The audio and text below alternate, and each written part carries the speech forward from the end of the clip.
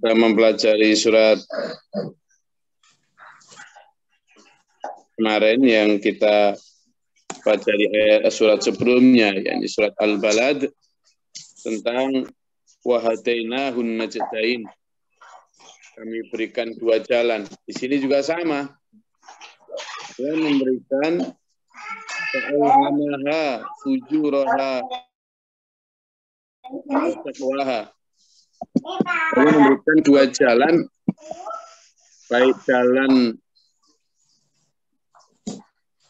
kesesatan maupun jalan ketakwaan. Dan itu tergantung manusianya.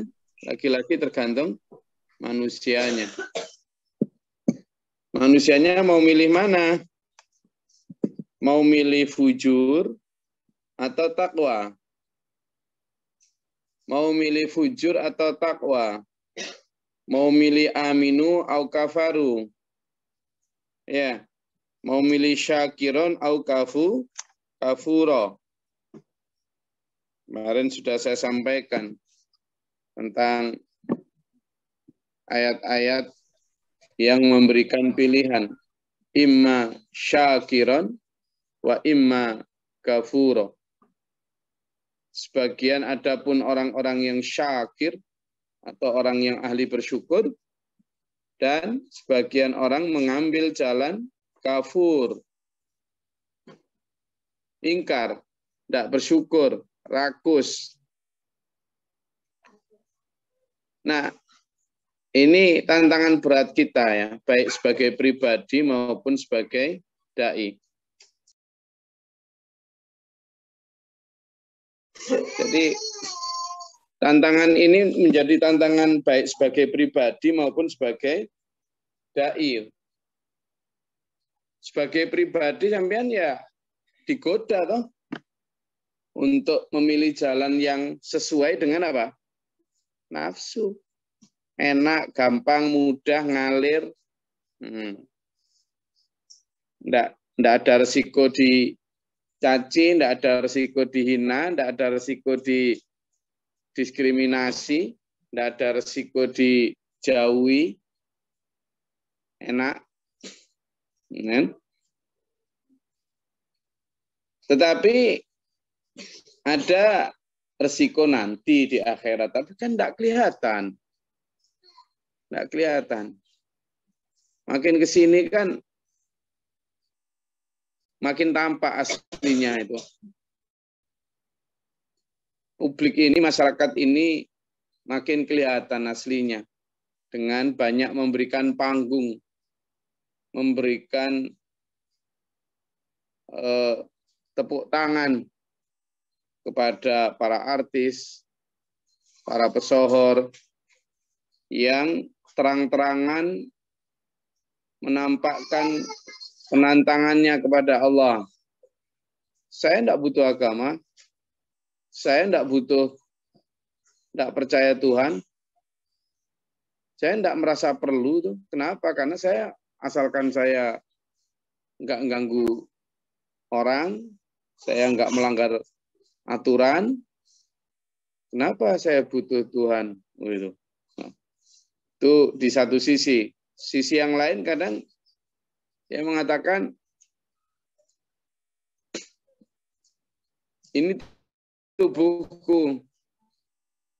Kenapa sih kok harus diatur-atur? Aku mau LGBT, mau gay, mau lesbian, mau biseksual, mau transgender, terserah aku dong.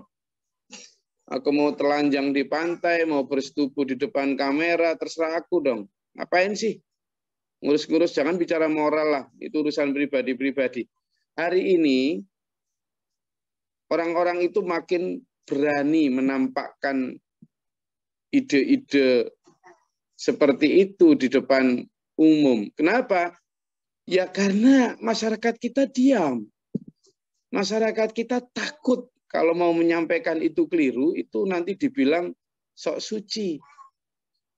Padahal nanti pada ayat selanjutnya ada qad aflaha man zakkaha. Sungguh beruntung orang yang menyucikan diri. Kita selama ini takut dibilang apa? Sok suci. Kita takut dibilang munafik. Kita takut dibilang nggak toleran. Kita takut dibilang radikal-radikul. Kita takut dibilang ekstrim. Kita takut dibilang kejeron, terlalu dalam. Kita tidak pernah menyerang siapapun. Kita hanya menegaskan dengan menjaga diri kita dan keluarga kita. Sampean mau kalau anak-anak kita semakin orang-orang ini menyatakan diri sebagai tidak bertuhan dengan logika bahwa selama mereka tidak mengganggu tetangga, selama mereka tidak melanggar aturan, dan yang dimaksud aturan adalah aturan pemerintah, maka mereka itu benar. Ingat loh ya, satu di antara kejahatan Dajjal itu adalah apa yang baik menurut Allah, itu adalah apa yang buruk menurut Dajjal, dan apa yang buruk menurut Allah adalah yang baik menurut Dajjal. Dan ini yang namanya operasi bendera palsu istilahnya. Apa maksudnya? Yaitu tadi. Nanti ada yang disebut masa atau post-truth. Post-truth. Apa itu post-truth? Ketika yang benar sudah dianggap malah keliru karena ya dicap dengan intoleran dan lain sebagainya, sementara yang salah malah dianggap baik. Misalnya tadi itu, orang-orang yang menyatakan diri aku tidak perlu Tuhan, asalkan aku baik sama sesama. Baik menurut siapa? Lah, kembalinya kan standar nafsu akhirnya. Gitu. Di beberapa negara bunuh diri itu dilegalkan loh ya. Baik, ya menurut dia. Ada satu tempat di Inggris itu di London, ya. Di London itu ada satu tempat di Inggris itu di sebuah taman itu ada disebut kayak semacam discuss corner gitu ya. Jadi di situ itu tempat orang berdebat, orang datang ke situ sambil berdiri gitu di sebuah taman berdebat, tapi tidak boleh marah. Berdebat tentang apapun, orang bebas ngomong di situ. Nah biasanya di situ juga sering diskusi tentang ya itu tadi, tentang Tuhan, tentang apa macam-macam itu. Nah, saya sering mendengar alibi orang-orang yang seperti itu. Sampai ada satu pertanyaan gini. Ketika dia bilang bahwa yang penting saya enggak ganggu sesama, saya baik. Loh, kalau gitu apa koridor atau batasan baik dan buruk menurut kalian? Ya yang penting enggak ganggu orang. Loh, kalau menurut kamu kalau memang nggak ganggu orang dan asalkan orang itu senang, berarti makan daging manusia enggak apa-apa dong. Kan enggak punya batasan moral. Ya enggak apa-apa katanya gitu. Itu sudah sampai ke situ. Karena asalkan dia senang, that's okay gitu. Kalau gitu, kalau kamu misalnya incest atau bersetubuh dengan ibumu, enggak apa-apa. Enggak apa-apa kalau memang saling senang. Jadi sudah sampai di situ nanti akhirnya, naudzubillah min dzalik. Ketika orang sudah mulai ke sana, coba bayangkan betapa bahayanya itu untuk generasi kita. Ya. Ini yang makanya Allah berfirman, fa'alhamaha fujuraha wa taqwaha. Allah itu memberi dua jalan, silakan. Baik jalan kejahatan kata Allah maupun jalan ketakwaan. Nah, manusia-manusia yang ini kita harus memilih yang ini. Qad aflaha man tazakka.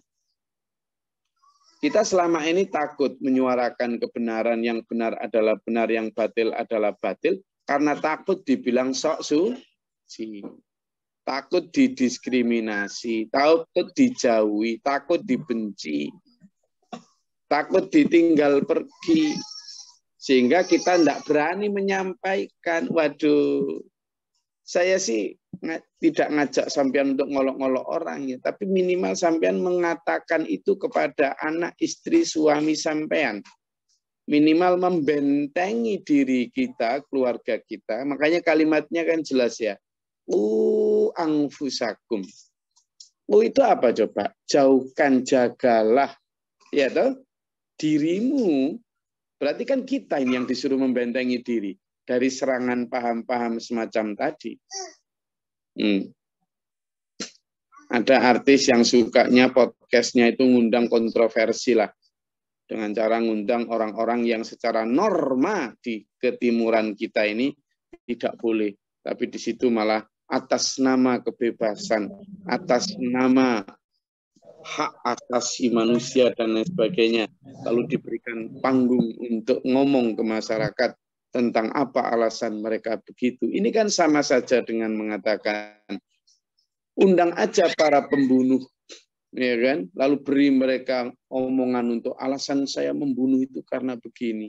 Nanti undang juga para koruptor, lalu beri mereka panggung untuk mengatakan alasan pembenar atas korupsinya. Nanti undang juga para inses, mereka undang juga para perampok, ya kan? Alasan mereka perampok. Akhirnya apa? Orang kemudian punya pilihan untuk baik. Misalnya sekarang ada film namanya Kupu-Kupu Malam itu. Itu kan sedang mengatakan bahwa pelacur itu baik. Pelacur itu it's okay, pekerjaan yang juga tidak terlalu buruk. Bayangkan. Kalau sampean, naudzubillah min dzalik, anak-anak perempuan sampean melihat film itu, lalu yang ditangkap pesan dari itu adalah seperti itu. Bayangkan. Ya. Maka ingin saya tegaskan kepada sampean di sini, SPMA mengambil sikap begini tuh. Kita tidak boleh benci orangnya, tapi kita harus menegaskan benci kejahatannya. Misalnya begini, ada orang yang pekerjaannya adalah pelacur atau WTS. Nggak usah disamarkan dengan PSK lah. Itu bukan pekerjaan soalnya. Kita itu tidak boleh membenci orangnya, tapi kita harus membenci dan mengatakan bahwa pekerjaan itu jelek. Nah sekarang ini yang diarahkan adalah bahwa pekerjaan itu pekerjaan normal, profesi yang juga tidak apa-apa, asalkan alasannya logis gitu, gitu loh. Jadi kita tidak boleh membenci orangnya. Kenapa? Karena selama dia masih hidup, dia masih punya kesempatan untuk baik, tobat, gitu. Tetapi kita harus mengatakan bahwa pekerjaan itu hina, harus, bukan orangnya loh ya, tapi pekerjaannya. Maka jika ada orang melekat pada pekerjaan itu, ya berarti dia hina. Kalau dia mau tidak hina, harus keluar dari pekerjaan itu. Sama dengan pencuri. Misalnya ada orang namanya Elon. Si Elon ini mencuri. Maka Elon ini adalah orang yang punya kesempatan baik. Sehingga kita tidak boleh membencinya. Tidak boleh menghinanya. Tapi kita harus mengatakan bahwa mencuri itu hina. Mencuri itu jelek. Harus. Maka jika Elon mencuri, maka Elon jelek, Elon hina. Maka Elon kalau mau baik, keluarlah dari pekerjaan mencuri. Begitu tuh. Jadi supaya apa? Orang tahu bahwa kalau mendekat ke pekerjaan yang profesi yang jahat itu, yang jelek itu, dia akan hina. Tapi kalau kita mengatakan bahwa si Elon yang sedang mengerjakan pekerjaan pencuri tadi tidak apa-apa baik, maka orang tidak akan menjauh dari pekerjaan mencuri itu. Koruptor juga begitu. Kalau kita selalu mengatakan misalnya misalnya siapa Ferdinand Marcos. Si Ferdinand Marcos sedang mencuri, korupsi misalnya. Maka si Ferdinand Marcos yang korupsi ini kita anggap dia nggak apa-apa, dia itu kan begini-begini. Akhirnya orang yang masih sedang korupsi, si person yang pekerjaan korupsi melekat pada dirinya ini tidak kita pisahkan. Orang akan melihat, oh korupsi tidak apa-apa, asalkan ada alasan yang kuat. Gitu loh. Sehingga ini dulur biar kita tidak kok sok suci karena kita sendiri juga kadang masih terlibat dosa. Tetapi kita harus benar-benar memberikan batasan. Yang tidak boleh kita benci adalah manusianya. Tetapi pekerjaan fahsyanya harus kita sampaikan, kita benci pekerjaan fahsya itu. Kita tidak boleh mendekati itu, ya. Makanya kalau ada orang yang menyerukan itu, malah baik. Di sini disampaikan, qad aflaha man zakkaha. Qad aflaha man zakkaha. Dan ini sudah disampaikan juga di dalam ayat sebelumnya, ya. Qad aflaha man tazakka. Ada tak? Coba dibuka itu di surat Al-A'la. Di surat Al-A'la ayat yang ke-14. Surat Al-A'la itu surat ke-87. Coba dibuka. Dan ayat ke-14 dan ayat ke-15. Sudah kita pelajari beberapa hari yang lalu, ya. Surat Al-A'la ayat ke-14 dan 15. Monggo. Dibaca, silakan.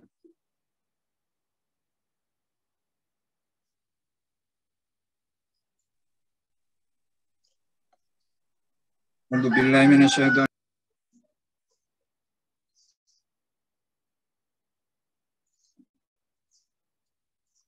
Silakan dibaca.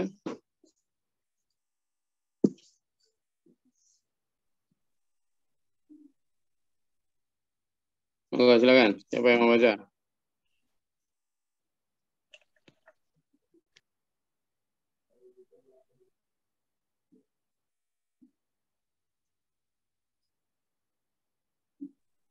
A'udzubillahi.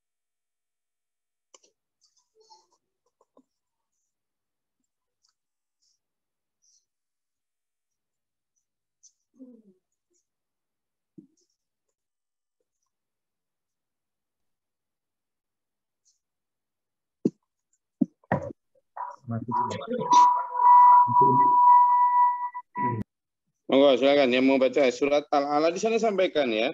Qad aflaha man tazakka. Sungguh beruntung orang yang menyucikan diri dengan beriman, wa dzakara isma rabbih fasholla, dan mereka mengingat nama Tuhannya dan sholat. Nah, itu jadi kalau sampean kemudian, ya, saya dan sampean ini menjaga diri kita, ku anfusakum tadi, lalu wa ahlikum dan keluarga kita, naro dari api neraka. Lalu untuk itu kita menyatakan yang hak adalah yang hak, yang batal adalah yang batal. Lalu kita dibilang sok suci, tak apa-apa. Lawang ini yang memang qad aflaha man tazakka. Beruntung, sungguh beruntung orang yang siapa? Orang yang menyucikan diri.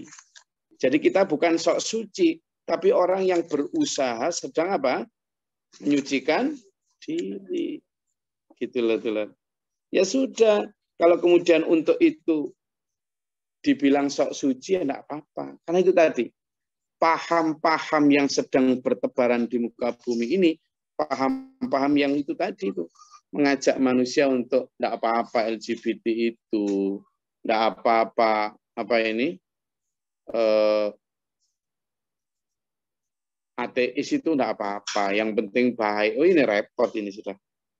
Wa qad khaba man dassaha, dan sungguh rugi orang yang mengotorinya. Mengotori apa? Mengotori jiwa.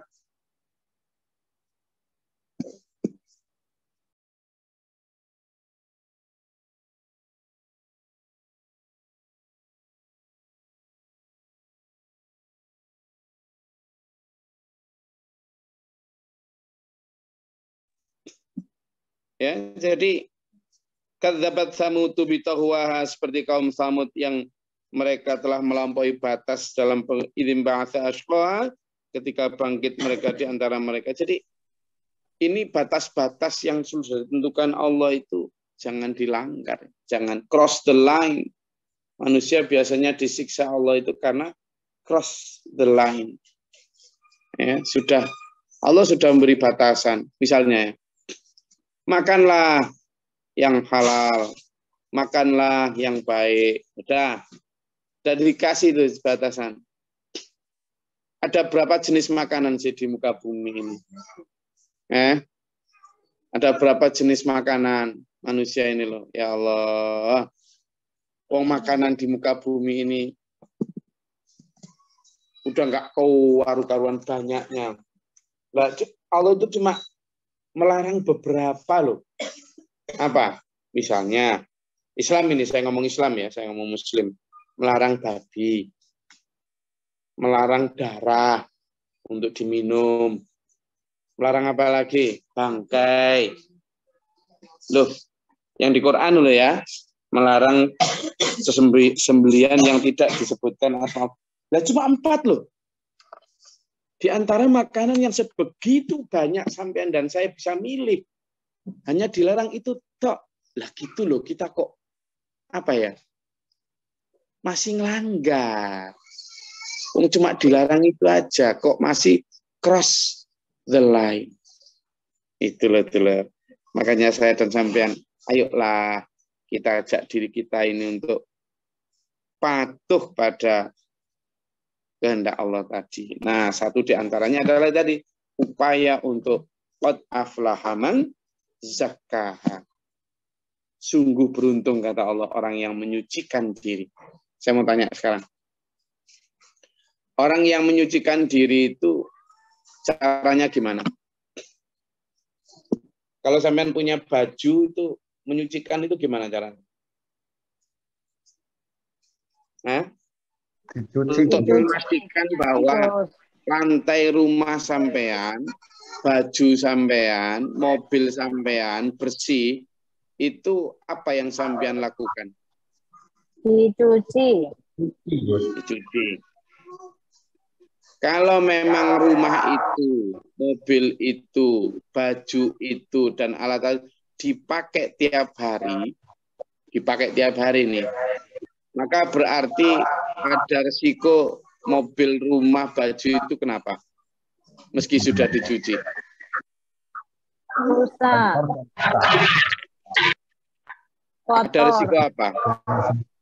Rusak atau kotor, Bos. Kotor lagi. Berarti harus nyuci lagi. Ya sudah, itulah yang perlu kita lakukan dalam tiap hari. Cuci lagi, kotor lagi, cuci lagi. Makanya Rasulullah SAW bersabda, ya ayyuhalladzina amanu tubu ilallah, kata Nabi. Wahai orang-orang beriman, bertaubatlah kepada Allah, sucikan dirimu. Fa inni atubu ilaihi, kata Nabi. Sesungguhnya aku ini bertobat kepada Allah. Mi'ata marra fi kulli yaum. 100 kali tiap hari. Loh. Rasulullah itu loh menyucikan dirinya 100 kali tiap hari. Karena ya itu tadi, jasmani dan rohani ini dipakai tiap hari, bukan tiap hari, tiap jam, tiap detik. Bukti ya, saya ini misalnya, Gus Gloria sedang ngomong, hoi, nah, saya cuma ngomong hoi, itu kita sedang pakai tenggorokan kita. Lalu kita bilang, sini kamu, nah, sini kamu, itu saya pakai lidah saya. Saya pakai lidah saya pakai mata saya. Ini tuh ada pertanggungjawabannya detik ini. Orang itu kalau misalnya saya panggil padahal dia orang yang tua, yang sepuh, lalu saya bilang, hoi, sopan enggak? Nah, sopan. Dia sakit hati. Menyakiti hati dia kotor. Ya, itu makanya waqad khoba tadi. Maka kita perlu menyucikan diri dengan minta maaf. Kita habis ngaji ini, Gus Gloria habis ngaji ini, terus pulang. Lalu di tengah jalan nanti ria. Ini kita berdosa kepada Allah, kotor lagi. Astagfirullahaladzim. Cuci lagi. Gitu terus. Nanti begitu nyampe rumah, ada istri mukanya cemberut. Wedok. Wah ini pucem terus. kotor lagi, minta maaf lagi. Terus gitu kita ini. Nanti ke toko, ya toh, ada anak buah yang disuruh ini jengkeli gak mari-mari. Oh, anak buah goblok. Nah, kotor lagi. Sudah dua kotor itu. Kotor terhadap anak buah kita berdosa nyakiti hatinya, kotor terhadap Allah karena kita menghina ciptaannya. Astagfirullahaladzim. Kotor lagi. Makanya sampean ketika sholat itu karena selain untuk menghadap Allah juga untuk menyucikan diri. Itu loh. Ya lah? Itu ya. Makanya sampean kalau dibilang sok suci enggak apa-apa. Karena itulah orang yang aflaha, yang beruntung. Enggak, kalau ada yang mau disampaikan silakan. Izin, Gus.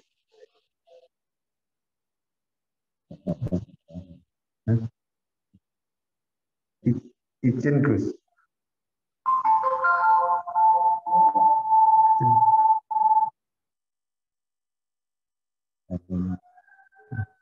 Monggo apa Pak Hasan? Apa yang disampaikan oleh Gigi tadi itu ngeri, Gus. Ngerinya kalau kita perhatikan, tidak usah dari luar negeri, di dalam negeri kita itu semuanya udah terjadi semua. Jadi kalau lihat kita, dan ini yang sering bicara itu bukan orang ecek-ecek, tapi orang yang top semua di media, di TV. Jadi pembelaan terhadap sesuatu yang seharusnya tidak perlu dibela, yang luar biasa. Dan yang menjadi aneh sekarang, yang membela kebenaran justru ya seperti tadi yang disampaikan oleh Gigi tadi, dianggap salah, tapi yang membela sebenarnya itu sebuah kesalahan yang melanggar norma-norma agama justru dibela. Itu yang bahaya sekali. Jadi gimana caranya untuk backup dengan khususnya anak-anak kita ini, matur suwun. Ya, tidak ada cara lain, Pak. Kita ini sekarang ini baratnya di masa Al-Kahfi, di masa Al-Kahfi, di mana Ashabul Kahfi, para pemuda-pemuda itu sadar bahwa ketika melawan arus Dajjal ini, kalau sendirian dengan sekecil itu, ini kita nggak ngomong pemerintahan loh ya, tapi arus Dajjal itu manusia secara global. Ya, itu sudah memang ke sana ya. Jadi bukan hanya tentang pemerintahan di satu wilayah. Ini itu tentang sebuah arus, sebuah peradaban, civilization. Makanya sekian tahun yang lalu Samuel Huntington itu sudah meramal dalam bukunya yang berjudul Clash of Civilization bahwa nanti pasti akan ada benturan peradaban. Apa yang dibenturkan? Ya peradabannya Tuhan, aturannya Allah ini dengan aturan nafsu manusia. Jadi kalau sekarang kita bagaimana kita membentengi diri? Sekarang paling mungkin kita ini ya membentengi diri dan keluarga. Di situ, lebih luas lagi ya paling ke jamaah kita. Loh bener loh ya. Tanpa harus dengan mengasingkan diri di hutan tentu. Tanpa harus dengan mengasingkan diri dari pergaulan. Nah, ini beratnya di situ. Kalau kita cuma sekedar mengasingkan diri, biar nggak terpapar pengaruh jelek, lalu kita ke hutan, menyepi di sana, itu tantangannya enggak berat. Tapi justru karena kita kemudian bertapa di tengah keramaian. Nah ini, bertapa di tengah keramaian. Ini tantangan sendiri buat kita. Karena anak-anak kita tetap harus sekolah, lalu berinteraksi dengan orang-orang di luar sana. Nanti kalau setelah sekolah, sampai SD, sampai SMP, sudah mulai interaksinya udah malah lebih berat tantangannya. Nanti kalau SMP, SMA lebih berat lagi. Apalagi kalau kuliah, sudah kita lepas. Bapak Ibu sekalian, anak-anak itu ya, sampean kalau nggak benar-benar cengkiling dan banyak berdoa, bisa punya dua wajah loh. Saya ulangi, ibu-ibu, bapak-bapak yang anaknya masih sekolah atau masih kuliah, anak-anak sampean itu bisa punya dua wajah loh. Wajah ketika di depan sampean itu alim, soleh, dan solihah, tapi wajah ketika bergaul di sana, itu kita tidak tahu sama sekali. Ayo hati-hati, serius. Jadi jangan sampean terlalu, dia baik loh, ini kok. Hati-hati, benar. Pesta, saya mau wanti-wanti sampean. Sampean harusnya tidak hanya mampu menjadi detektif yang baik dari sisi bukti-bukti misalnya lewat elektronik ya, tetapi juga punya kemampuan intuisi batin yang baik untuk memastikan anak-anak sampean tidak punya dua topeng tadi. Hati-hati, jangan terlalu bukan kok sampean tak ajak mencurigai atau membenci anak-anak sampean nih. Tetapi sampean tak ajak waspada. Kita percaya sama anak kita, tapi tidak percaya sama setan yang menggoda anak kita. Ya, serius. Kalau anak Nabi aja bisa kalah, apalagi anak saya dan sampean. Jangan sok-sokan sudah kuat, sudah hebat loh ya.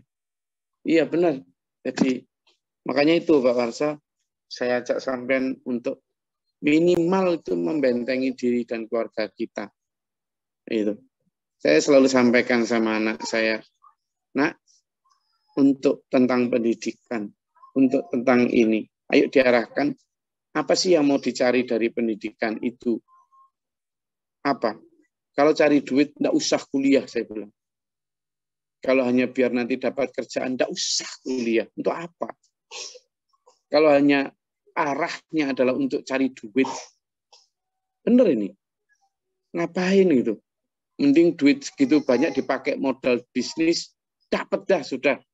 Buktinya orang-orang paling kaya sekarang, baik Laksmi Vital, maupun Jack Ma, maupun Hartono bersaudara, maupun Elon Musk, semuanya nggak lulus ini kok. Makanya itu daripada nanti nak, kamu kemudian orientasinya itu, mending nggak usah kuliah. Gitu. Tapi kalau kamu kuliah memang untuk mendukung pengabdianmu kepada Allah, tak apa-apa, silakan kuliah, tak dukung. Tapi kalau kamu kemudian fokus hanya itu, lalu kemudian pengabdianmu pada Allah, mending enggak usah kuliah. Enggak apa-apa. Enggak ada minusnya plus orang enggak kuliah itu. Sekarang loh terutama. Benar ini. Kuliah itu hanyalah sebuah gelar. Benar kata si Rocky itu. Ijazah tidak menandakan orang pernah berpikir. Ijazah itu hanya menandakan orang pernah sekolah. Iya. Makanya daripada sentuhan seperti itu, saya mendorong sampean dan saya, ayolah rethinking. Sedasar-dasarnya. Mau ada apa anak sampean? Ya kan? Nah, menjaganya ke sana. Sekarang orang-orang tua ini lebih bangga anaknya punya ini itu daripada anaknya misalnya jadi marbot masjid itu dianggap ini ya, dianggap rendah. Padahal yang dimakan ya sepiring nasi yang sama, yang ditempati ya satu kamar itu aja. Itu. Nah, ini refleksi kita tentang bagaimana menjaga anak dan istri suami kita dari semuanya. Saya tidak sedang mengajak sampean untuk menutup diri lah ya, karena saya juga malah ke depan ingin bikin ya sanawiyah, ya aliyah, ya bisa perlu perguruan tinggi, justru untuk itu tadi, untuk meramu sebuah kurikulum yang benar-benar menjaga generasi kita ini. Jadi di tengah itu, di keluarga kita minimal, kita harus benar-benar keep in touch, harus selalu berhubungan terus untuk memastikan itu. Tidak hanya berhubungan lewat suara, video call, atau telepon, tetapi berhubungan lewat chemistry hati, dengan cara ngajak untuk tetap dalam satu perahu. Yang kedua adalah itu tadi secara sistemik kita harus membangun sistem untuk membangun bentengi komunitas kita dengan buat satu sekolahan, buat satu lembaga pendidikan yang memastikan bahwa kita satu perahu, satu ideologi. Gitu. Nah, kalau kita lepas ke yang lain ya wallahu a'lam. Wassalam. Cuman mampu menjaga. Wah. Semoga aja dilihat itu. Makanya itu satu hal yang perlu kita dampingi. Saya berkaca pada diri saya sendiri ya. Dengan segala keterbatasan saya, mungkin sampean semua lebih hebat dari saya di dalam hal menjaga ideologi anak. Saya kurang tahu, saya harus belajar ke sampean. Tapi berkaca pada diri saya sendiri.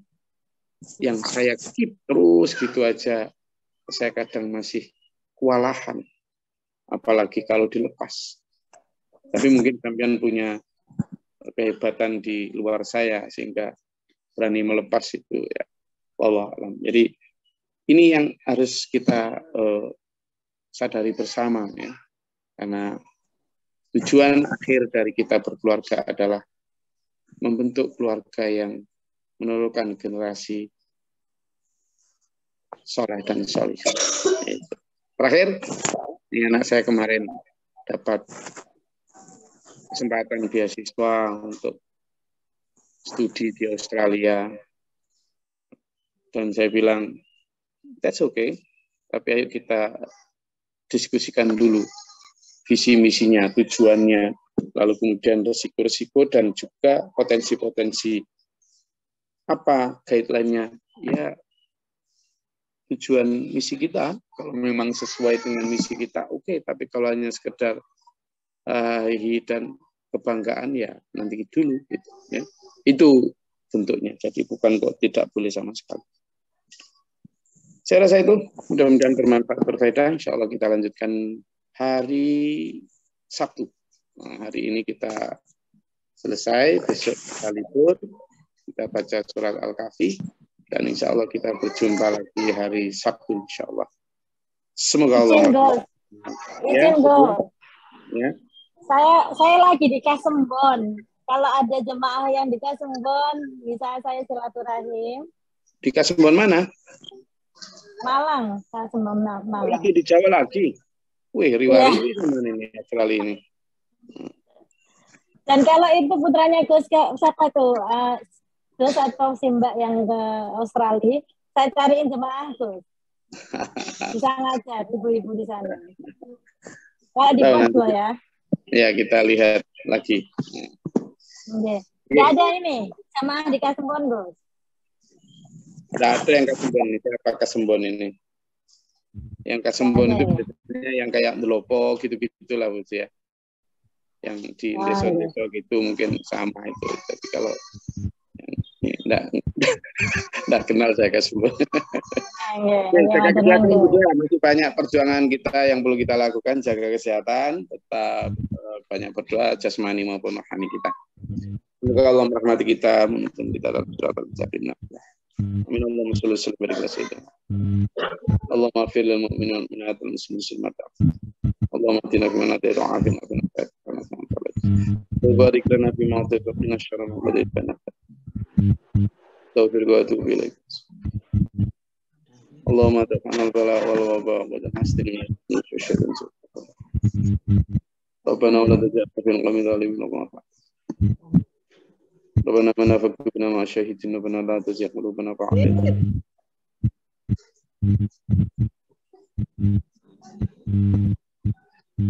Rabbana ja'alna minal qanitin muslimin Rabbana atina fid dunya hasanah wa fil akhirati hasanah Subhana rabbika rabbil izzati amma yasifun salamun alhamdulillahi rabbil alamin. Assalamualaikum warahmatullahi wabarakatuh. Waalaikumsalam warahmatullahi wabarakatuh. Thank you, Gus. Allahumma arhamna bil Qur'an